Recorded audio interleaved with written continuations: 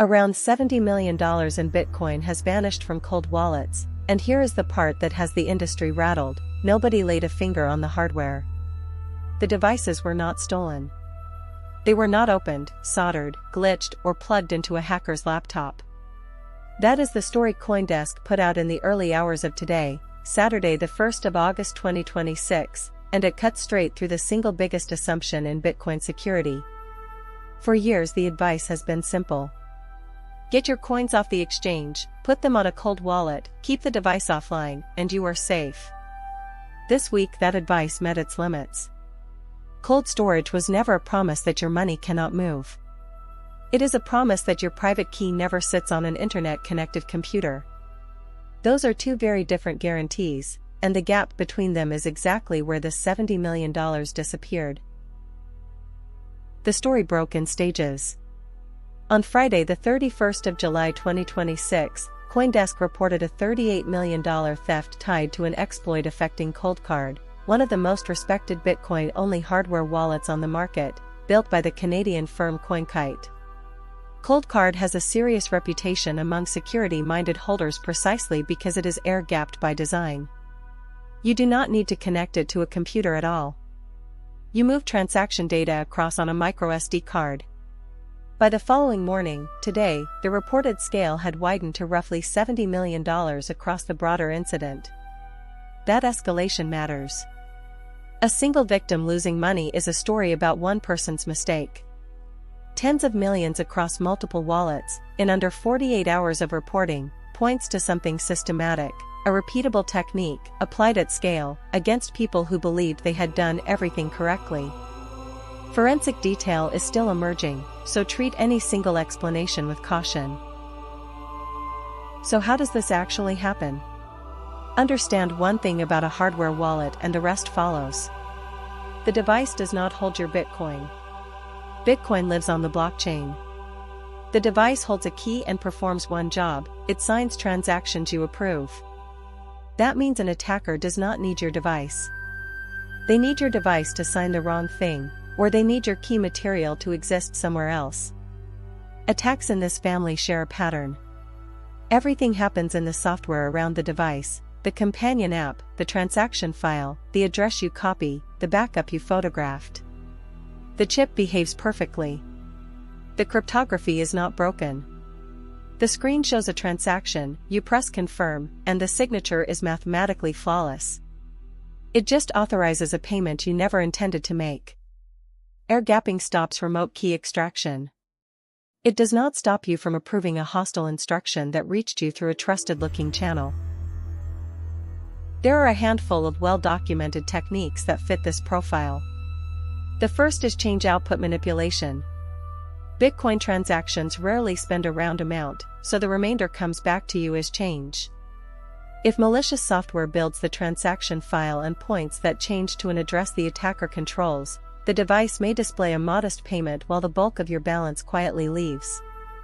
The second is extended public key exposure.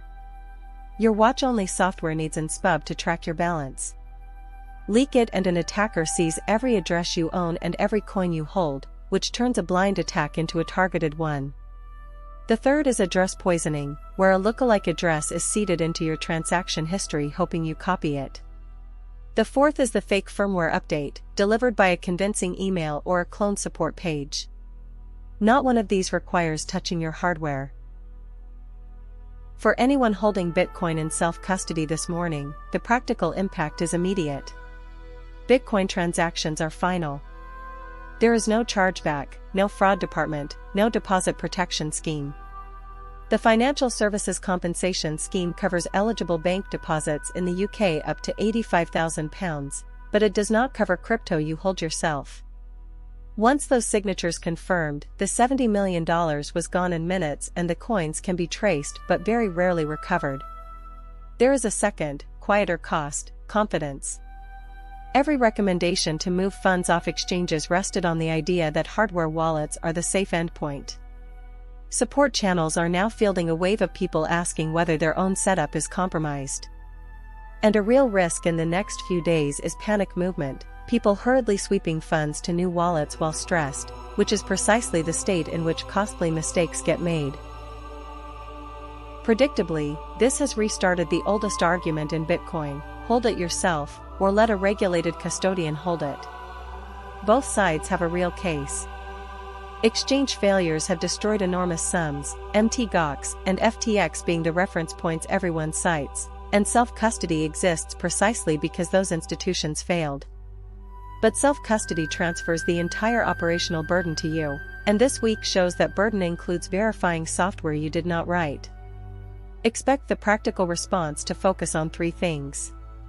Multi-signature setups, where 2 or 3 separate devices from different manufacturers must approve a spend, so one poisoned workflow is not enough.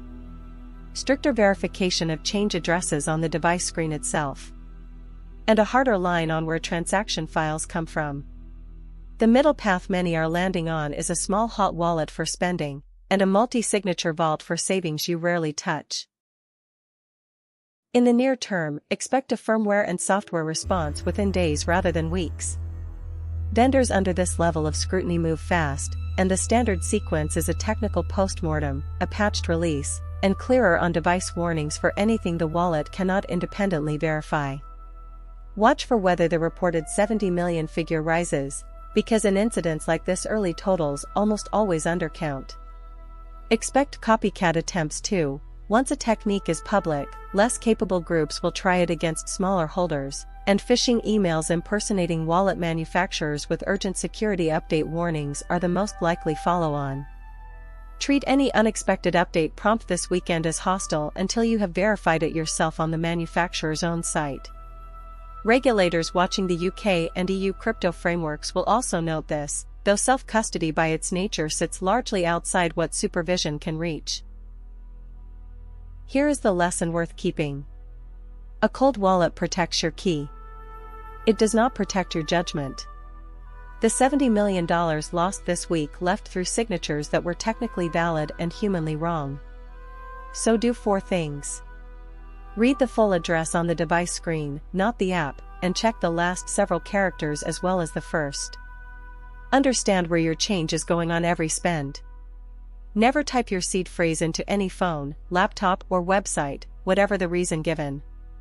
And only ever update firmware by going directly to the manufacturer's site yourself, never through a link someone sent you.